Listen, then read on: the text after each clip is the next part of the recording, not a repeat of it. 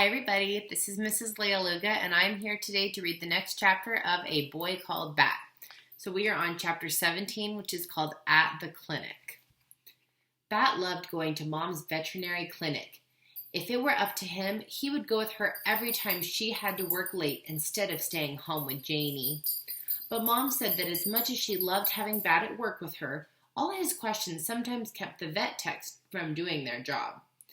Bat tried not to ask so many questions, but there were so many interesting things to ask questions about.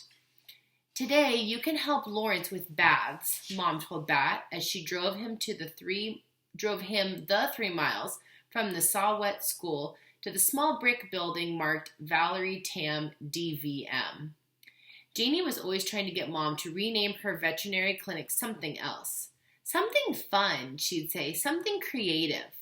So far, she had suggested the Furry Friends Clinic, Pause for a Moment Veterinarian, Nose to Tail and Everything in Between, and her favorite, Pawspital. Like hospital, but with a paw. Cute. But Bat liked seeing Mom's name on the side of the building. It was like she was a celebrity. I'm good at baths, Bat said. Yes, said Mom, you are. When he pulled open the heavy glass door at the front of the brick building, Bat was overwhelmed by smells and sounds. The lavender peppermint spray they used to clean up pet accidents. The wet dog scent of shampooing going on in the back room. Barking, barking, barking. A cell phone ringing. People talking. A cat's yowl. If there were this much ruckus at school or the playground or anywhere else, Bat would definitely need his earmuffs. But here, the sounds and the smells didn't bother him. Even the flickering fluorescent light didn't irritate him very much.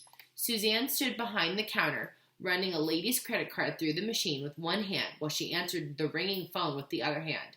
Dr. Tam's office, she said, waving hello at Bat as he walked by. He waved back, but he didn't say anything because he didn't want to bother her. It used to be that he didn't notice if people were busy with other things, but he was way better now. At least he usually was.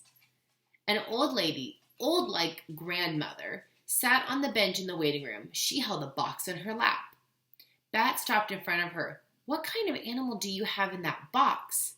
It's my cat Pickles, the lady said. He's not feeling 100%. What are his symptoms? Bat asked. Are you the veterinarian? The lady asked. No, said Bat, not yet.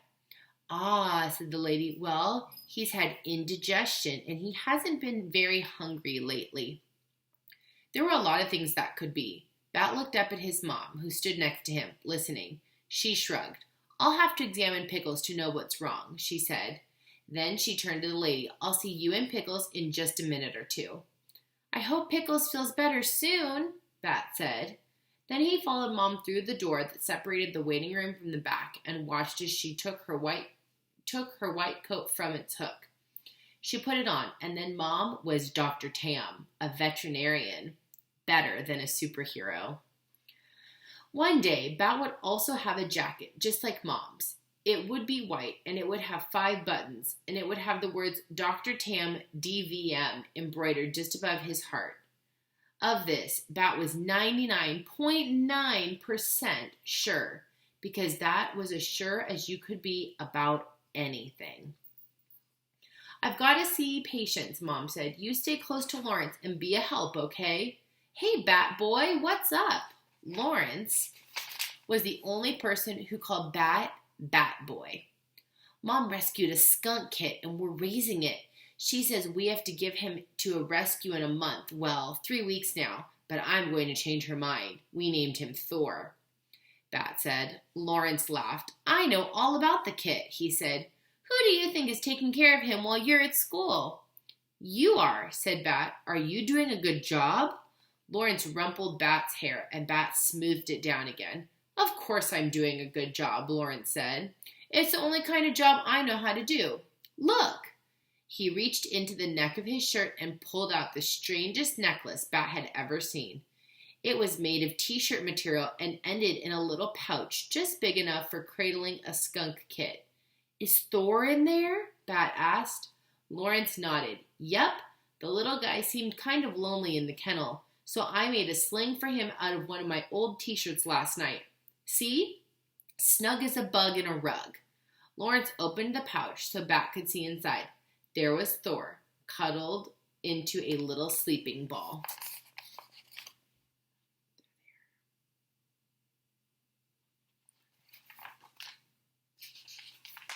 Can I wear him? Bat asked. Of course. We don't want to get him wet when I'm washing the dogs. Here. Very carefully, Lawrence pulled the sling up over his head and then lowered it over Bat's.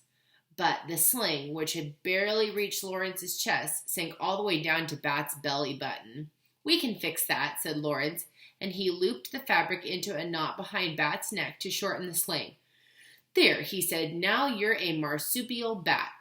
There are no marsupial bats, Bat said. Marsupial infants need to have a strong arm and claws to climb into their mother's pouch. Bats have wings. Bat peered into the pouch to see if Thor had been disturbed by the movement, but the kit was still fast asleep. He's got more fur than he had this morning, Bat said. I can see the black and white growing in. They grow up so fast, Lawrence said. You seem bigger than last time I saw you, too. Not you, said Bat, closing up the pouch and tucking it into his shirt. You're already all the way big. Lawrence grinned. If I get any bigger, I'll have to buy special order shoes. I already wear the biggest size of shoes the store sells. Good thing you're too old to grow, Bat said. Good thing indeed, said Lawrence. Then he said, Thor is a great name, Bat. Did you come up with it? No, said Bat. Janie did. You're a lucky kid to have such a creative sister, Lawrence said. Did you thank her? No, said Bat. Not yet. Well, there'll be time for that later, Lawrence said. How about assisting me with some baths? Usually Bat would do just about anything to help Lawrence with baths, but now, with Thor in the sling, curled up and asleep, I don't know, Bat said. Don't worry about the kit, Lawrence said. You can wear an apron, and I'll do all the soapy stuff. Lawrence draped a green apron around Bat's neck. Bat tried to make sure it wasn't pressing too tight against the sling as Lawrence tied the waist strap. All good? Lawrence asked. I can't tell if Thor is breathing, Bat said. Maybe it's too tight. Lawrence untied the strap and Bat took off the apron. He pulled open the sling and peered inside. There was Thor, still tightly curled into a little ball, still fast asleep. He's okay, sighed Bat. Lawrence patted Bat's shoulder. Maybe you can just keep me company today. How does that sound, Bat boy? Better, said Bat. I can supervise. Good idea, Lawrence said. You can tell me when I use too much soap. That's easy, said Bat, following Lawrence into the holding room where dogs waited in separate kennels for their baths. You always use too much soap. Bat climbed up on a counter across from the big silver wash basin and watched as Lawrence bent down to open the far kennel. He scooped up a shaggy white poodle who didn't look very happy about what was about to happen. You're okay, Jeff, Lawrence said. He was using his soothing voice, calm and deep. Jeff is a funny name for a poodle, Bat said. Well, Bat's a funny name for a kid, Lawrence answered, setting Jeff into the wash basin before smiling at Bat. Bat smiled back. Then Lawrence got to work, slipping Jeff's head up into a restraint so he couldn't jump out of the bath, then turning on the faucet and running his hand under the water to check its temperature before he started spraying down the dog. That's a new restraint, isn't it? Bat asked. Good eye, said Lawrence. He shut off the water and began massaging soap into Jeff's curly pelt. The other one was getting rusty, so I ordered this new model. Is that a suction cup connecting it to the wall? It sure is, said Lawrence, and a strong one, too. He grabbed a hold of the rope and tugged on it to show Bat how well it was connected to the wall. But with a loud pop, the suction cup came free. Jeff didn't waste any time. With an excited yip, he scampered over the lip of the wash basin and leaped to the ground, bubbles everywhere. He slipped and slid when he landed, his nails scraping across the linoleum floor. Lawrence reached to grab him, but Jeff was too fast. He scrambled toward the door.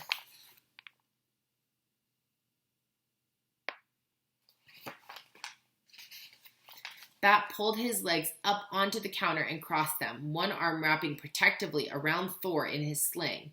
The air smelled like warm, wet dog and strawberry shampoo. Lawrence's fingers were inches away from Jeff when his heel found a puddle of soapy water. One moment he was standing, and the next moment he was flat on his back. "Are you okay?" Bat asked, but he didn't climb down from his perch. His first priority was keeping the kit safe and dry. "I've been better," Lawrence groaned. Jeff, who had discovered that the door was closed tight, returned to peer down at Lawrence. He lowered his head and lovingly licked Lawrence's cheek with his long pink tongue. All right, and that is the end of chapter 17. I hope you guys are continuing to enjoy the adventures of Bat and the Skunk Kit, and I will see you next time for the next chapter. Bye for now.